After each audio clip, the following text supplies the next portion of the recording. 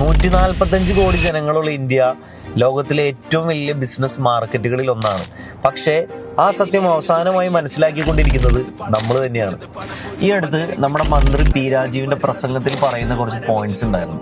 ലോകത്തിലെ ഏറ്റവും പ്രധാനപ്പെട്ട 2 MRI സ്കാനിങ് മെഷീൻസ് നിർമ്മിക്കുന്നത് കേരളത്തിലാണ്. ലോകത്തിലെ ഏറ്റവും കൂടുതൽ ബ്ലഡ് ബാഗ് നിർമ്മിക്കുന്ന കമ്പനി കേരളത്തിലാണ്. ലോകത്തിലെ ഏറ്റവും കൂടുതൽ ആർട്ടിഫിഷ്യൽ ടീത്ത് ഉണ്ടാക്കുന്ന 2ാമത്തെ കമ്പനി കേരളത്തിലാണ്. അപ്പോ നമ്മുടെ നാട്ടിൽ ഓപ്പർച്യൂണിറ്റീസ് ഇല്ല എന്ന് പറയുന്നത് തെറ്റാണ്. പണ്ട് ഞാനൊക്കെ സ്കൂളിൽ പഠിക്കുന്ന സമയത്ത് നമ്മുടെ അംബീഷൻ എന്താണെന്നൊക്കെ ടീച്ചേഴ്സ് ചോദിക്കുന്ന സമയത്ത് ഒരു 90% കുട്ടികളും ഒന്നെങ്കിൽ ഡോക്ടേഴ്സ് അല്ലെങ്കിൽ എഞ്ചിനീയേഴ്സ്. പക്ഷേ ഇന്നത്തെ കാലഘട്ടത്തിൽ നമ്മൾ കുട്ടികളോട് ചോദിക്കുമ്പോൾ ഒരു 75% കുട്ടികളും പറയുന്ന റെസ്പോൺസ് എങ്ങനെയാണെന്ന് വെച്ച് കഴിഞ്ഞാൽ പുറത്തു പോകണം, സെറ്റിൽ ആവണം. എന്തുകൊണ്ടായിരിക്കാം ഇവരെല്ലാവരും ഈ ഒരു മറുപടി പറയുന്നതിന്റെ കാരണം? നമ്മുടെ രാജ്യം വിട്ട് നല്ല ഓപ്പർച്യൂണിറ്റീസിന് വേണ്ടിയിട്ട് പോകുന്നതോ അല്ലെങ്കിൽ നല്ലൊരു കരിയർ ബിൽഡ് ചെയ്യാൻ വേണ്ടിയിട്ട് നമ്മുടെ രാജ്യം വിട്ട് പോകുന്നതോ ഒന്നും തെറ്റല്ല.